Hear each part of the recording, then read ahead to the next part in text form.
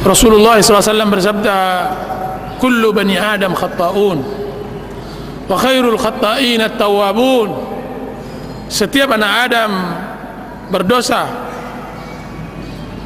dan setiap yang berdosa hendaklah bertaubat kepada Allah Azza wa Jalla. Dosa dan maksiat adalah tabiat manusia. Siapa yang bisa bersih dari dosa kecuali yang dimaksumkan oleh Allah Subhanahu wa taala dari kalangan nabi dan rasul?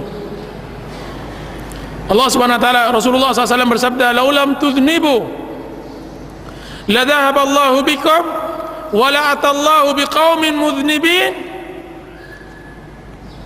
summa yastaghfiruna rabbahum faghfara lahum."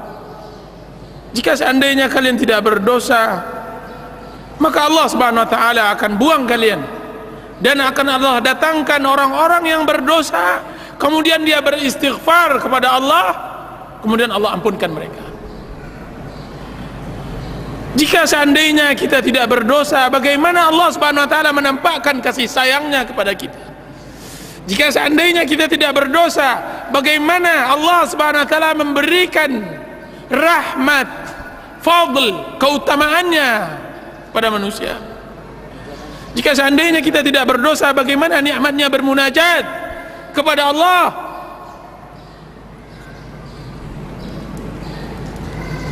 Adam alaihi salam, kedudukannya lebih baik setelah dia melakukan berdosa daripada sebelum melakukan berdosa.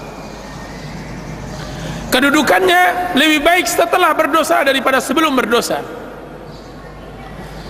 Apa kata Allah di dalam sebagian athar dinukilkan oleh Ibnu Qayyim rahimahullahu ta'ala?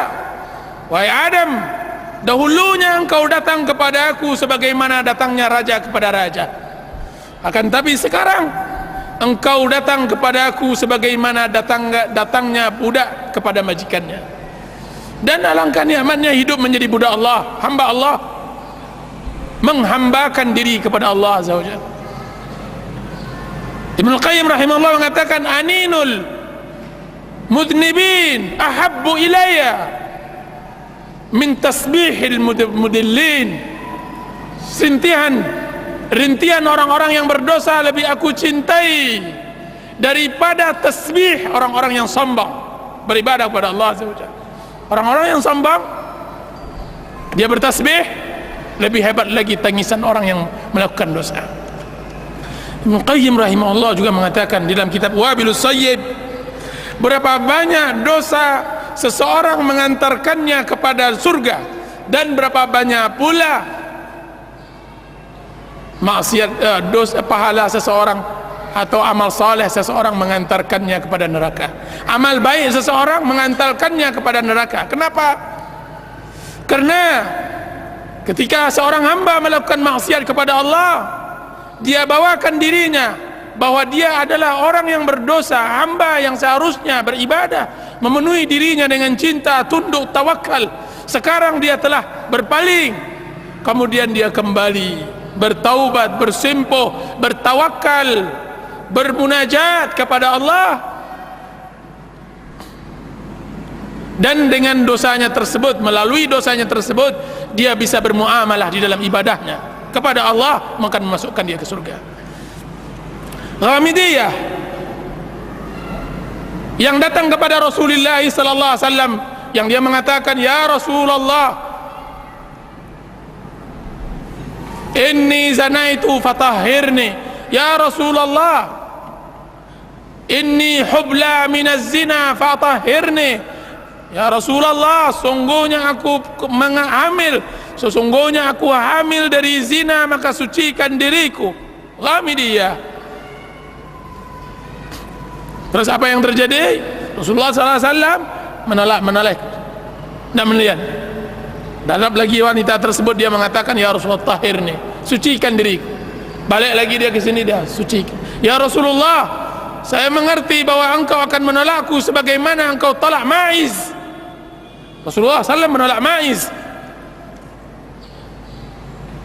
Apa kata Rasulullah SAW? Tidak, aku tidak akan tegakkan sampai engkau melahirkan. 9 bulan Ghamidiyah tersebut dipecut oleh maksiatnya, dibelut oleh zina dan perbuatan fahisyahnya kepada Allah Azza wa Jalla. Akan tapi pecutan maksiat tersebut mengantarkannya untuk bertaubat kepada Allah. 9 bulan dia datang lagi kepada Rasulullah. Dia bawa bayi tersebut, kemudian dia mengatakan, ya Rasulullah, ini bayi saya, anal mar'atul lati ji'tuka wa kuntu hubla minaz zina. Akulah wanita yang dahulunya datang kepada engkau yang mengatakan aku berzina, kemudian sucikan aku. Ini dia anakku ya Rasulullah, sucikan diriku. Panas maksiat masih membakarnya, hararatul maksiyah masih membakarnya, sehingga dia terus terpaku atas maksiat tersebut dan bertaubat kepada Allah. Apa kata Rasulullah? Tidak, hatta taftimih, sampai engkau menyapih anak bayi tersebut. Pulang lagi dia dalam keadaan keputus asa, dalam keadaan kesendirian, kesedihannya, karena dia sudah bosan dengan kekotoran badannya. Dia hendak mensucikan dirinya kepada Rasulullah. Kemudian 2 tahun lebih dia menyapi anak tersebut, dan untuk ketiganya dia nggak mau ditolak. Dia tidak mau ditolak. Diambilnya potongan roti, kemudian diletakkan ke tangan anak tersebut. Kemudian dia datang lagi, ya Rasulullah, saya wanita yang dahulunya datang kepada engkau berzina, kemudian engkau suruh aku pulang, kemudian engkau katakan harus dilahirkan dahulu, kemudian engkau pulangkan lagi saya, kemudian ini dia.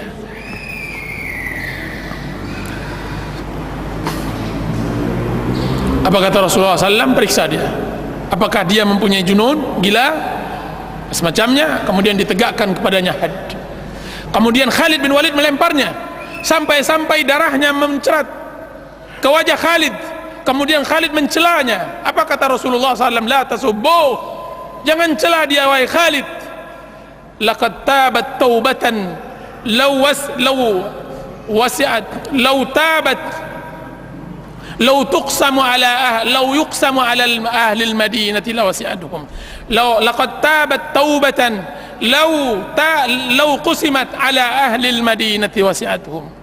Sungguh wahai Khalid, dia telah bertaubat jika seandainya dibagikan taubat dia sendiri kepada seluruh penduduk Madinah yang berlaku maksiat, niscaya sudah cukup bagi Allah untuk mengampuni mereka. Taubat.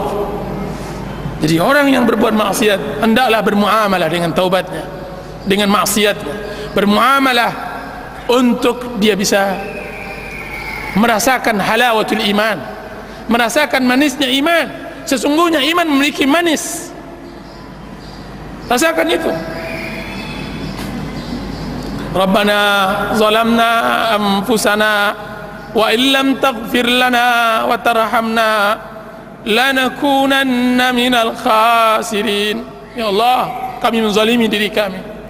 Jika seandainya engkau tidak ampunkan kami, maka kami akan merugi. Kami merugi. Itu yang pertama. Dan yang kedua, bagi orang-orang yang ditimpakan oleh Allah Subhanahu wa taala maksiat ke maksiat, pertama, jujurlah di dalam bertaubat kepada Allah. Pahami tentang hakikat taubat dan bertaubatlah sejujur-jujurnya. Dan yang kedua, bergaullah dengan orang-orang yang saleh. Bergaullah dengan orang-orang yang saleh dari kalangan kaum muslimin, yang mana mereka mengingatkan kita kepada akhirat, mengingatkan kita kepada amal saleh. Dan jauhilah qurana usu, teman-teman yang buruk. Dan sering-seringlah untuk duduk di tempat-tempat yang bersih, di masjid-masjid Allah, di kajian-kajian ilmu. Dan hiduplah bersama salaf, bersama sahabat Rasulullah SAW, bersama tabi'in. Bacalah sejarah mereka, hiduplah. Sesungguhnya menyibukkan diri dengan hal itu akan menghilangkan maksiat kita kepada Allah. Maksiat muncul karena kekosongan hati. Maksiat itu datang Karena kita tidak menegakkan kebenaran pada waktu itu.